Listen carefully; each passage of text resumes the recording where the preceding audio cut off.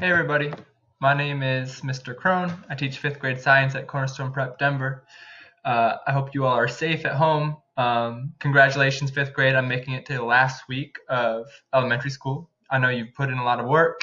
Congratulations to parents, siblings, grandparents, anybody that's helped your scholar along the way. You should be incredibly proud of the growth that they've shown and the mature young adults that they're becoming.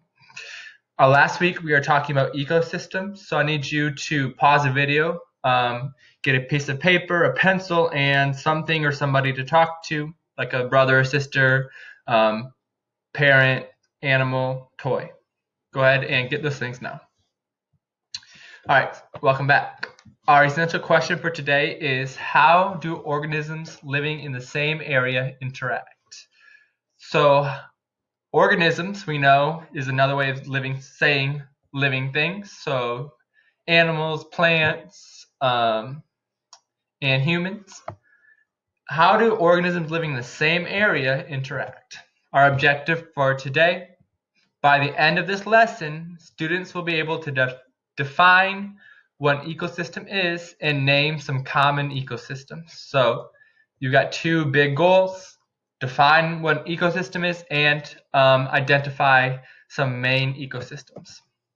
Starting us off, I need you to make a KWL chart and take a minute to write down what do you notice and wonder about this picture. You can pause the video, but write down what do you notice and wonder about this this picture. Cool. I hope you made a list of lots of things you notice and wonder because you're thinking like scientist. I noticed lots of really beautiful colors like purple, green, red, orange. I noticed different kinds of fish, like we got some that are bigger and flatter, some that are a little narrow and blue. And I see some sort of plants. So a lot of living organisms. I wonder, do the fish eat the plants? I wonder, are there some fish that are camouflaged in this picture? I wonder, what are the plants? Are those plants even? There's probably more things you thought of that you noticed and wondered. This is a picture of a coral reef. So a coral reef is an underwater ecosystem. It is formed by tiny coral polyps held together by calcium carbonate, kind of like what our bones are made out of. These corals provide shelter for many underwater creatures. Move over here a second. Perfect. All right. So you can see that this is actually coral. Coral is a living thing. So polyps are living, teeny tiny organisms, but they're held in place by calcium carbonate, which is, we actually made some of that in an experiment that we did earlier when we mixed together sodium carbonate and I think vinegar. We were talking about matter. But anyways, it's like what your bones are made out of. So these are structures, and these coral reefs provide shelter and food for many underwater creatures. We say this is an ecosystem. We're going to explore by watching a cool video, Wolves Changed a River. So this video takes place in Yellowstone National Park, which is in Wyoming and Montana. The park is protected, but in the past, people have hunted at this park and caused some animals to become endangered and extinct. So I want you to watch and be ready to answer the questions below. How did the wolves coming back to Yellowstone National Park change the environment? And what parts of the environment were changed? Where were only the living parts changed? So 3 things to focus on. How did the wolves coming back to Yellowstone change the environment? What parts were changed? Were only the living things changed? So I need you to, if you need headphones, get them. Otherwise, turn your volume on. Here we go.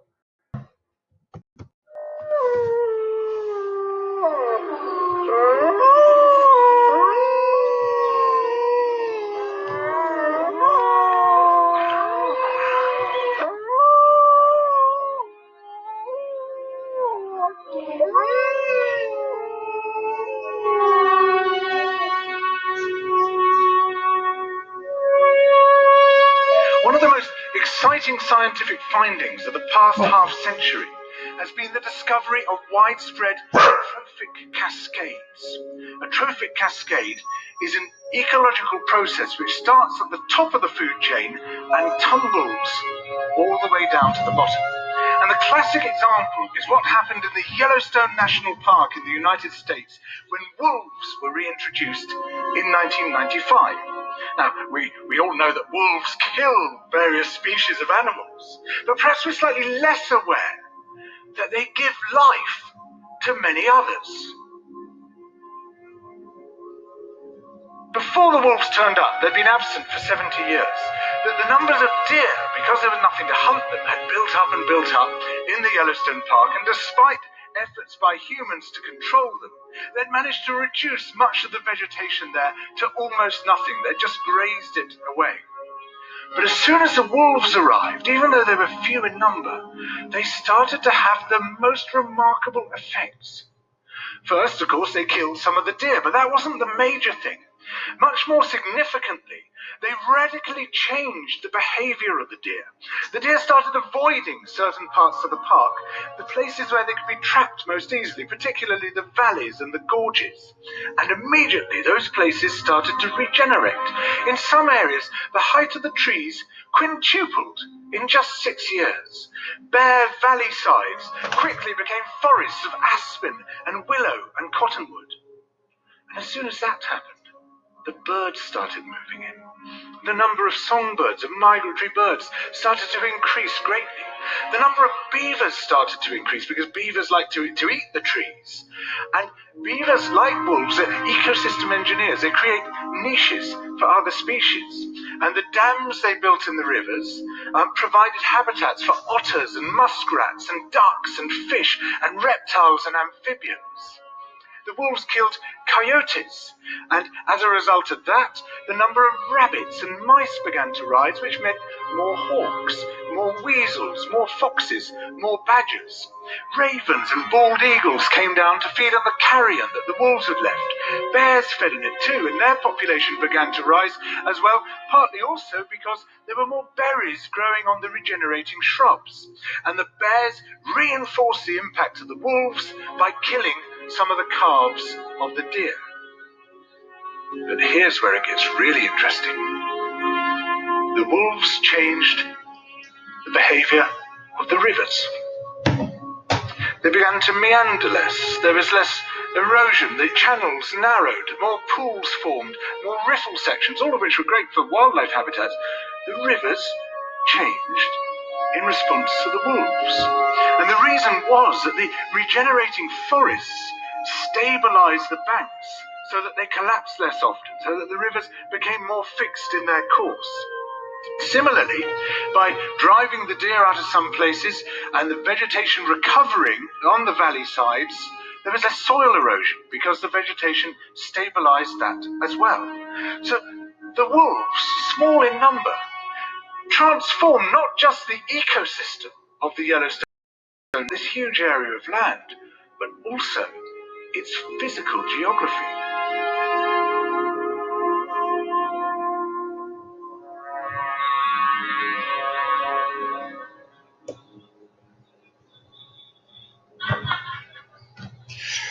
Great. So now it's time to talk about what did you observe? So how did the wolves coming back to Yellowstone Park change the environment?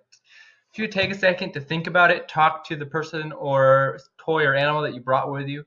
How did wolves coming back to Yellowstone National Park change the environment? Pause the video, talk. All right, so welcome back. I know you discussed. What I thought of was there were less deer and elk to eat the plants that caused the plants to grow and spread. So when there was the wolves came back, they were able to eat the deer and elk. And the deer and elk, of course, ate the plants. So as there's less deer and elk, there's more plants. This caused more animals to move in, like beavers and birds.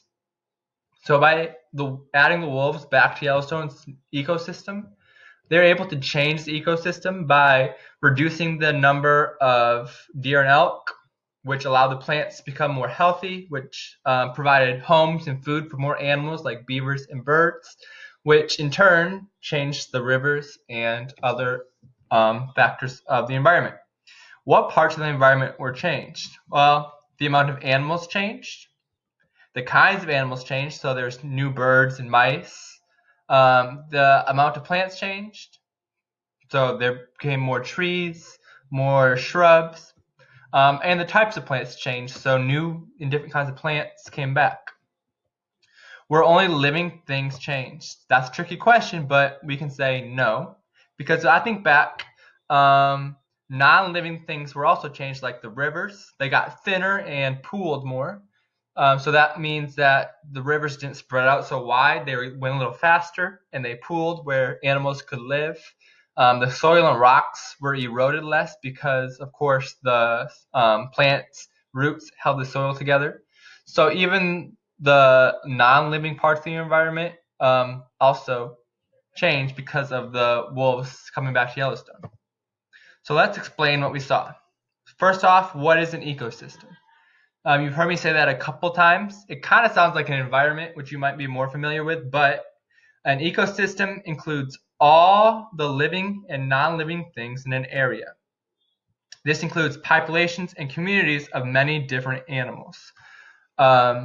So anything that lives in the same area, we could say is part of an ecosystem. So you can see here a jungle ecosystem with many plants. You've got a human on a swing. I bet there's birds, bugs, lizards, snakes. All of the same animals that are living in an area together is an ecosystem. Over here you can see another ecosystem. This is a mountainous ecosystem. You've got trees like aspens, those beautiful yellow trees, some sort of evergreens. I'm sure you've got some sort of deer on the mountain or mountain goats. You've got all kinds of plants and animals living in the same area. That's an ecosystem. All the animals of one species in an area we call a community or a population. Here you see more mountains, different kinds of shrubs, a new kind of ecosystem. Here you can see sort of a grassland with maybe a pool. I can see some birds. Almost here it looks like an alligator or something. But anyways, an ecosystem is just all living and non-living things in an area. So it includes living and non-living. So some of the non-living things you could say are the rocks, of course, the dirt, the water, the air, are all the non-living things. All living things have a role to play in the ecosystem. We call that a niche. So a niche is an organism's role in the environment. For example, producers, such as plants, provide energy to all the organisms that eat the plants, directly or indirectly. So producing energy from other organisms is their niche. So you might have seen something like this. It's called an energy pyramid. You've got the plants at the bottom. That's because the plants are the only thing that doesn't eat anything to make its energy. Plants, of course, do photosynthesis with the chlorophyll in their leaves, creating sugar for themselves and oxygen for us. You go up a level. That is their niche, I would say. That's their job or their role. You go up a level. You have animals that's herbivores that eat plants. So squirrels eat the nuts from trees, which are part of plants. They might also eat some grass. Bugs, of course, eat grass. Birds eat grass. They eat berries from plants. Then you move up to the carnivores. Those are the animals that eat the herbivores, so snakes. Some frogs will eat bugs. You might put a possum or a fox in this category as well. And then at the top, the highest predator, they're the animal that eats the other predators. You might have something like a wolf or an eagle or something that is at the kind of the top of the food pyramid that nothing else really eats, but it's will eat the things below it. So that is its job, is to make sure that there's not too many frogs or snakes, because if there's too many frogs or snakes, they're going to eat all the birds and squirrels and bugs, and then there's going to be nothing to eat the plants, and there's going to be too many plants, but there's also going to be nothing for these animals to eat because they can't eat plants. So each animal or organism in a ecosystem has a job, which we call a niche. Down here in the bottom, you can see some worms, centipedes, maybe mushrooms. These are called the decomposers. Their job is to decompose. Compose sounds like compost. Decompose means to break apart. So when something dies, either a plant, a bug, carnivore or tertiary carnivore, they will actually get broken down by decomposers. So if you ever see like maybe a animal that was hit on the side of the road, you might see birds like kind of eating its leftover meat. We call those usually turkey vultures. You might see bugs like maggots. I know it's kind of graphic and gross, but maggots eating the flesh or the skin. Those are all decomposers. Their job is to break down all the atoms and bonds and molecules in the animal, and that's where they get their energy from. And of course, that's important because we don't want all this dead stuff just lying around. So environments are made of biotic and abiotic factors. So environments or ecosystems have biotic or abiotic factors. Biotic factors are living things or the living components of an environment.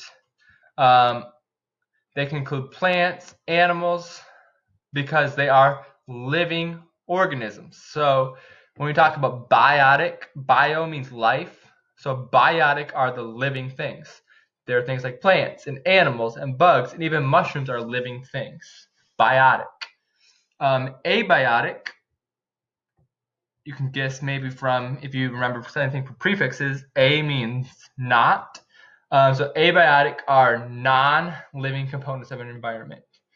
They include the sun, the wind, air temperature, soil, and even precipitation, which is rain or snow. They're all important and even essential, but they're not living. So biotic are living, abiotic are non-living, like rocks and dirt and wind and water, and even the sun, you could say, because it's part of an ecosystem, but it's not living. So real quick, you got 2 questions to answer. So you're going to pause the video, write down your answers. What are some biotic factors in the video we watched about the wolves? So remember, biotic are living components. So make a list of some living components of the ecosystem in the video about wolves. And then the same thing, what are some abiotic factors that you saw?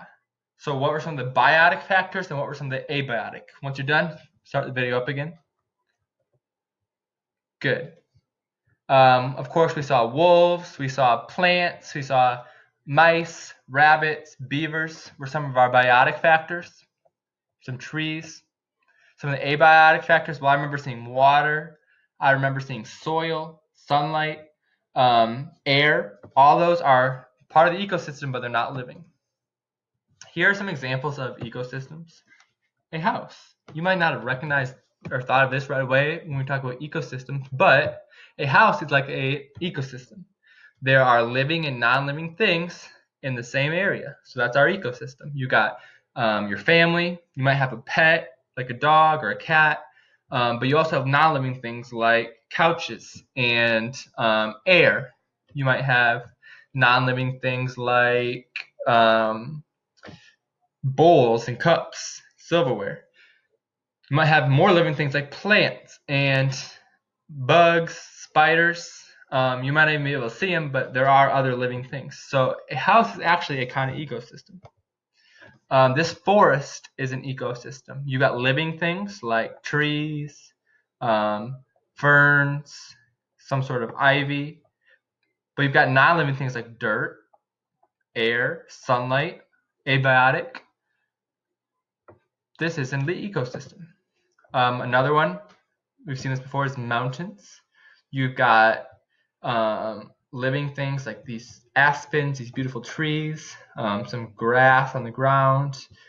But you've also got abiotic like sunlight, clouds, mountains, some sort of dirt probably. Those are all non-living or abiotic parts of the ecosystem. Here's another one. This is the ocean. The ocean actually is an ecosystem. You've got abiotic of water, abiotic of sunlight, abiotic of dirt. But if you go underneath the ocean, you might see things like kelp, which is a kind of plant. You might see fish. You might see sharks. You might see coral. All those things are living or biotic factors of the ecosystem. So all the animals, plants, and non-living things that are in the same area are an ecosystem. So here's a quick check to see if you understand. Squirrels living in a forest are examples of a blank feature, biotic or abiotic. So squirrels that live in a forest are biotic or abiotic. Good. I hope you said biotic because, of course, they're biotic because they are what? Living. An ecosystem is all the living things in an area, all the non-living things in an area, or all the living and non-living things in an area.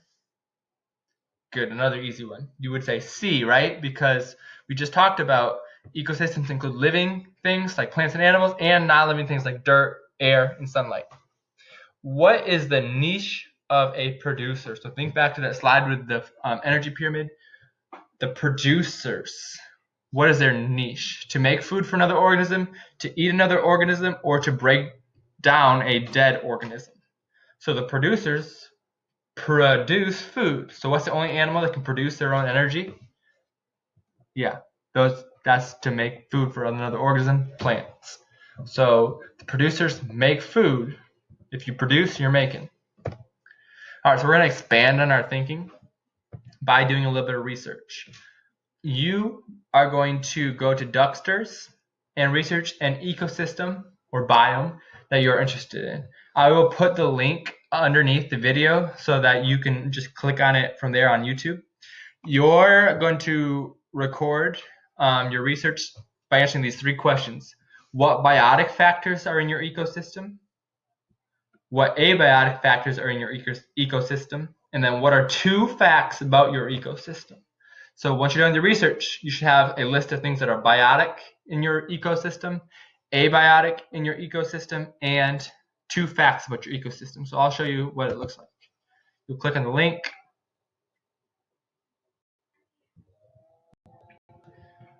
And here is a list of ecosystems that you can choose from. Sometimes ecosystems are called biomes. We're not going to get into that too much today, but basically a biome is a bunch of ecosystems that are kind of all the same. So it's a large group of similar ecosystems. So like all the deserts, which are a bunch of ecosystems, but they're similar enough that we call them a biome, or all the grasslands where there's lots of grass. There's a bunch of ecosystems, but together we would say they are biome. So it's just a fancy way of saying like all deserts or all grasslands or all savannas. So you can pick which one you want. You got deserts, grasslands, savannas, tundras, tropical rainforests, temperate forest, or taiga forest. Deserts, you know a lot about. Grasslands, that'd be a lot of what you see in like Lion King or in like the Western movies we see about buffalo. Savannas are lots of grass, but some trees. Tundra is very cold, usually like towards the North Pole or northern Canada or Alaska.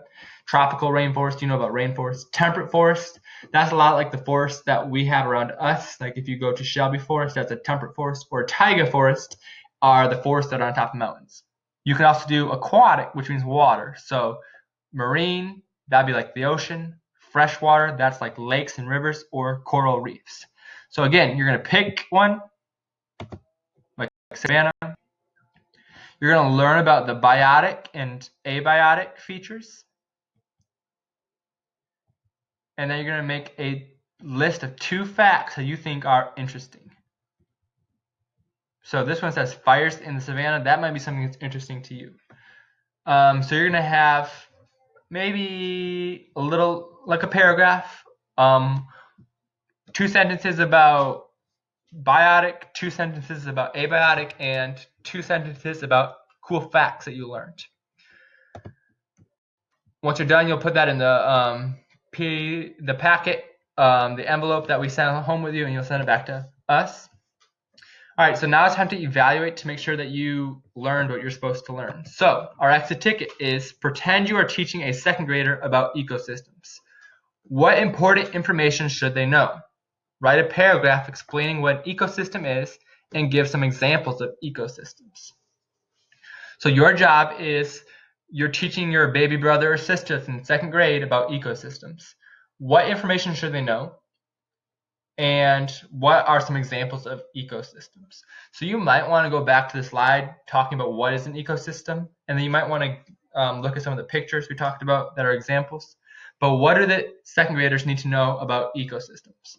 When you're done, please write your name on top and put your work in the packet so that we can check to make sure that you are on track to get to sixth grade.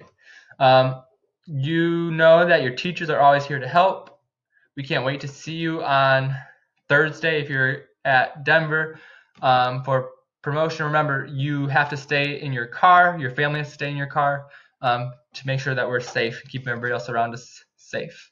I hope this was helpful. I miss you guys a lot. Talk to you later. Bye.